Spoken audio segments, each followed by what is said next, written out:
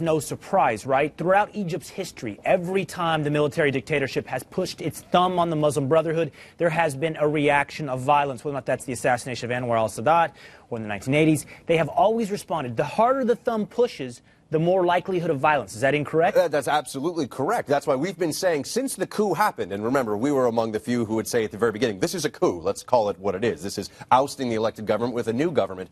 Since this has happened, we've recognized that this shifting dynamic would, I think, occur. When you see these groups, there's always been this separation between the Muslim Brotherhood, which claims officially to be peaceful, and the straight-up Ansar Bayt al-Maqdis jihadist terrorists of the Sinai. People say that there's a differentiation, and there has been officially. But when you see individuals in the streets in Cairo who are saying that we're going to throw Molotov cocktails, I mean, Charles, this is the sort of lawlessness that you see at the beginnings of a widespread insurgency, a widespread violent political movement. I remember when the coup happened, watching really a lot of favorable coverage for those who had undertaken it. And I remember being one of the only people at the time who said, hang on a minute, the word coup is not good. I mean, there are a few examples in history when coups lead to good things.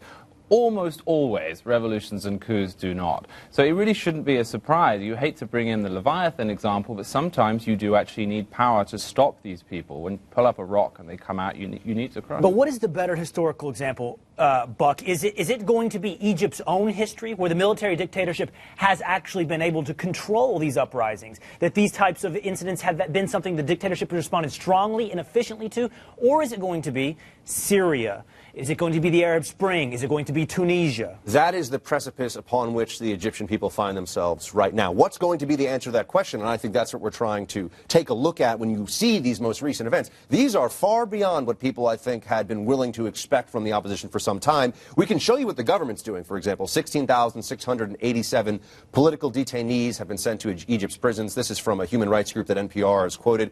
4,400 roughly estimated people killed in clashes, and 198 killed between July and November. That's before a lot of the major attacks on security forces. That number has gone up actually dramatically. They're still tallying it down. And that's my point. The Egyptian military knows